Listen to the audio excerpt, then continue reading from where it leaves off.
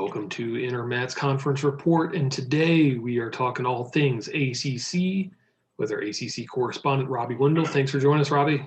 Thanks for having me, man. Excited about this. Yeah, absolutely. So kind of nationwide right now, one of the biggest things we're talking about, transfer portal, kind of two of the biggest transfers that the ACC has received in the past couple weeks, both coming to Virginia schools. You had Nathan Traxler coming from Stanford, Jared Verkleeren from Penn State to Virginia. Where do you see Traxler fitting into a pretty stacked Hokies lineup? He's going to make a big impact right away. I mean, first, his hair is glorious, so that's going to be helpful. Exactly. I mean, Tony's going to be pretty jealous, but I think he'll be okay. He's going to jump in heavyweight right away. They have plans to redshirt Katka, which I think is going to be really beneficial for him. He's got a lot of potential. So having another year to grow in that room is going to be really big for him. But you're looking at, a Pac-12 powerhouse coming over, both athletically and academically, is going to be really, really helpful just to solidify that upper weight. And then we're talking UVA Verkleeren. I know the past couple of years they've had Denton Spencer, maybe a few other guys, and he's done well. But you get a Verkleeren in there that's a lot more. I don't want to call it depth because I think stability is a good answer. There you go. I like that. Denton was a transfer himself. He came up from Gardner-Webb, and he's done really well since he's been up here. He's made a lot of growth, and has really kind of held that position down. About 500 wrestler. Pretty solid, making the lineup what he needed it to. Was able to make have a couple big wins here and there, but nothing to really make a whole lot of noise. I mean, Verkleeren's got so much potential, and everybody has known that since he started, since he came to college. He never really made the big noise at Penn State, but I think coming to a conference like the ACC, he's got a chance to do something big for a year. He's going to slide in really well. He's already down here working out. Seems to really fit in with the team well. Seems to fit the mold of what Garland looks for his wrestlers. He's really buying into everything that Steve's got going on. So I think he'll make an impact right away. And then look for some good battles at 49 with him. All right, and you're saying here, I know you're kind of in the greater Charlottesville area. We see beautiful scenery in the background. Sticking with the UVA theme, they kind of rounded out their coaching staff, getting a familiar face back in there with Jack Mueller. What do you see Jack bringing to the equation? I know he has a great freestyle pedigree, which is going to help. Jack's great. I remember the hype of when Jack first got here. A huge recruit coming out of Texas, training with Kendall all those years, and clearly he made the impact that he made. A national finalist, two-time All-American, and really made a name for himself up here. He is going to be great. I mean, first of all, we need to recognize that Earl's not leaving. Earl Hall is not completely out of the program. He's now running the club on the Scholastic side for the Cavalier Wrestling Club. So he's still around as well, which is really good. Earl's been great to have here. But Jack is going to bring kind of a breath of fresh air. He's going to really invigorate things. Kind of the same thing he did when the Paulsons got here. Just a lot of energy. But Jack really embodies what the UVA program is and really lives those 6 pillars that Steve always brings up. So for being a young guy and a really energetic guy, he's also very, very mature and is going to be a great role model, a great person to be on the mat with the other guys. All right, so we're going to move into a little bit of let's not call it the off season, the freestyle Greco season, international styles. There've been. Well, let's hit on 2 more transfers real quick. Okay, yeah, we didn't just have the transfers in the Commonwealth here. We had 2 big ones at Pitt as well. Right. Gage Curry coming up from American, and Elijah Cleary coming over from Ohio State. Both of them are going to make an immediate impact. Both of those were kind of the weaker weights for Pitt last year, with Camacho going 5 and 6 and Badgett going 3 and 5 last year at 57. So Gage is going to step in at 25, immediate impact. NCAA qualifier on that short gear at American last year. And then Cleary's been a bubble guy the 2 years he was a starter. I think he can also make an impact at 57.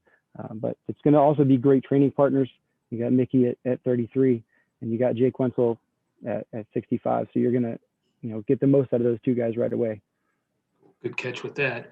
I didn't have Pitt on my notes with those, but those are two very important transfers. Don't tell Keith that. No. So we're talking results, U23s, junior Pan Am. There's a lot to talk about from the ACC. What do you have? Pan Ams will hit first. We had Lachlan McNeil wrestling for Canada, but winning the Pan Am Championship for North Carolina there. And then we also had Ed Scott coming out of North Carolina State, winning the Pan Am Championship, and was the Golden Boot Award winner as well. So both those guys wrestled really, really well down in Guatemala. And then U23 side, Jay Aiello and Nino Bonacorsi both making the world team. Both of them had great tournaments. Jay didn't give up a single takedown the whole tournament, and Nino went through probably one of the toughest brackets in the tournament. Beat Cam Caffey in the semis to get to the finals, and then had a good showing there. So both of them should be great going to Serbia, represent the world team there. Yeah, and both of those guys, same weight. We've seen them battle a bunch of times over the years, so it's cool to see both of them be able to get into the lineup there. Yeah, it would be interesting to see what they're doing at team camps, how much time they're spending with each other, and sure, whether they're going to avoid each other or work together. But they're both great guys. So you can also watch Jay wrestle tonight on the FCA. What's it called? Faith and I'm not sure what it was called, but that's streaming live tonight on the FCA channel. Yeah, with Mark Hall and yeah, Drew some Foster. great matchups there. Yep. Yeah. All right. So my son just popped in. So that's all right. That's all right. I'm surprised mine hasn't come in yet. So, yeah. So do you have anything else as far as results base for some of those events? Biggest thing, I guess Josh Feinsilver for Duke. We have some Duke news here. Placed third at the Euros, 1 win away from qualifying for the Olympics. That's the biggest news we got out of Duke. They also have a new AD. We were just talking about that. Hopefully that means good things for wrestling. We know that that's kind of been a difficult place to get things moving as far as supporting the sport and getting scholarships and everything that goes with that at Duke. Hopefully this new AD will be beneficial for the sport and more supportive and moving forward.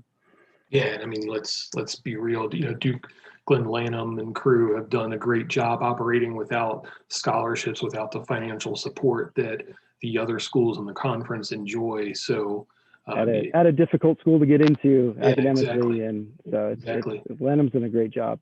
Glenn's a fantastic coach, fantastic man, and I think everybody who's ever wrestled for him has great things to say about him. But what he could do with a little bit of support would be great to see. All right. So do you have anything for us this go round? Last big thing, they announced the hosting or where the ACC Championship's going to be back here in Charlottesville this year, March 6th. I'm pretty excited. Little bummed that I don't get to bill Intermat for some travel, but I guess I'll deal with that and sleep in my own bed for ACCs this year. Last time they hosted was great. Should have a really, really competitive tournament this year, so it'll be a good time. Yeah, I always say that it's my favorite tournament to cover, just from the sense that you have, normally we'd love to have the whole full ACC with, teams competing, but with such a small conference, you have one upset and it just tilts the entire balance of the tournament. And you can see teams go from third to first or fourth to first, with and that like team a match title or two. Always up for grabs just because of that. Like, even if you have, you have Tech and NC State who are sitting at the top right now, a couple upsets changes that completely. So it's always a fun tournament to watch. Also wraps up in a day, which is kind of nice, just to make things a little easier on everybody. Yeah, and I love this year when you had the ACC and Big Ten on different weekends, and I was able to go to both. I don't think we'll be able to do that going forward. Yeah, I think everything's going to be pretty solid on one weekend. And even the Pac-12s are trying to do the same weekend this year, but I'm not sure about that. So. All right, Robbie. Well, where can people, aside from Intermat, where can they find you on Twitter, social media, anything like that? I guess you can find me on Twitter, Coach Wendell, Coach_Wendell. I guess I'm not technically a coach anymore, so maybe I have to change that. But that's where you can find me. That's about all I got, Beth. All right. Well, thanks a lot for joining us this time. We'll probably talk to you a little bit later this month. And until then, we'll check you out on Intermat. All right. Sounds good. Thanks, Earl.